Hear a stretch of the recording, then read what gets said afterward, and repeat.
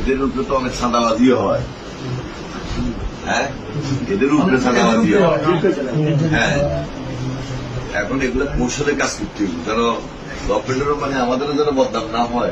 দেশ যাচ্ছে রসাতলে, না হলে চাঁদাবাজির থিওরি দেওয়া অ্যানি সাহেব কিভাবে স্বরাষ্ট্রমন্ত্রী হন?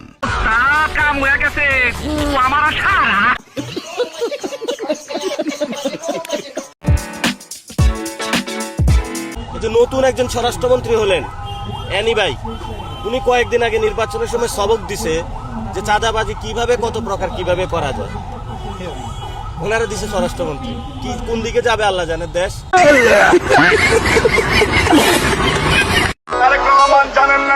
পটুয়াখালীর বাউফল উপজেলার লালচর এলাকার খাস জমিতে মহিষ চড়াতে যাওয়া খামারিদের কাছ থেকে চাঁদা নেওয়ার অভিযোগ উঠেছে মাইনুদ্দিন নামে এক সাবেক ছাত্রদল নেতার বিরুদ্ধে। আমাকে যারা মহিষ আছে প্রত্যেকে টাকা দিতে হইবে, আনালে মহিষের ঘাস হইতে দিবে না। বড় বিয়ে ঘাস খাইছি তা দিই।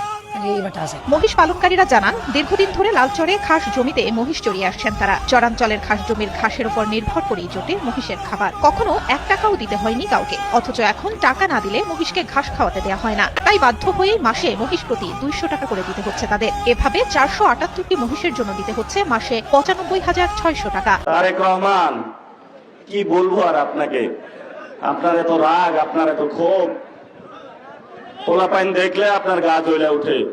কবে এত বড় হয়ে গেলেন? আমরা বলবো আল্লাহর রাস্তায় এগুলা করবেন না।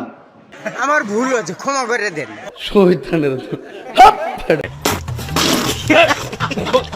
রাজনৈতিক দলের কিছু সদস্যরা প্রতিবাদ করছে গ্যাস বিদ্যুৎ। হারিকেন সামনে নিয়ে বসে আছে, দেখেছেন ছবিটা? হারিকেন সামনে, পিছনে কিন্তু এরকম ফ্যান চলছে, তাদের পিছনে ফ্যানের বাতাস খাচ্ছে, আর সামনে বলছে বিদ্যুৎ চাই, বিদ্যুৎ চাই। এই হচ্ছে তাদের হটকারিতা। ছবিটা ভালো করে দেখেন, পিছনে ফ্যান ঘুরছে, ফ্যানের বাতাস খাচ্ছে, আর এইদিকে কেরোসিনবিহীন হারিকেন নিয়ে বলছে যে বিদ্যুৎ দে, বিদ্যুৎ দে। लेकिन 1 second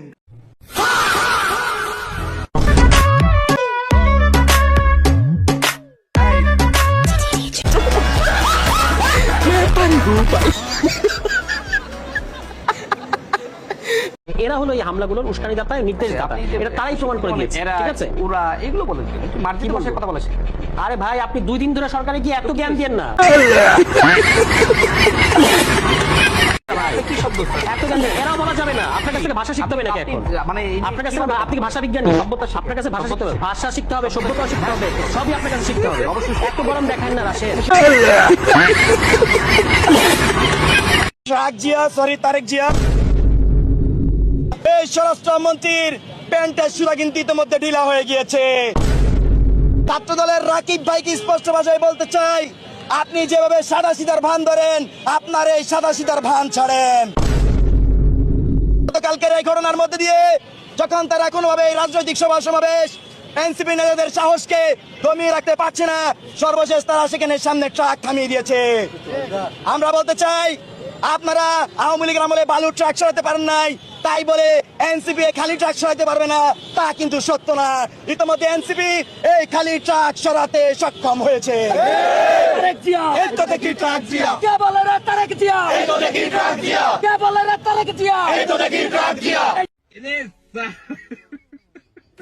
truck Zia, sorry Tarique Zia.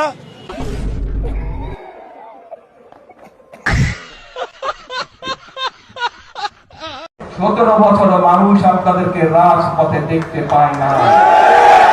এখনো রয়ে গেছে পত্রিকাগুলো, বিগত 17 বছর পত্রিকাগুলো রয়ে গেছে। বের করুন পত্রিকাগুলো।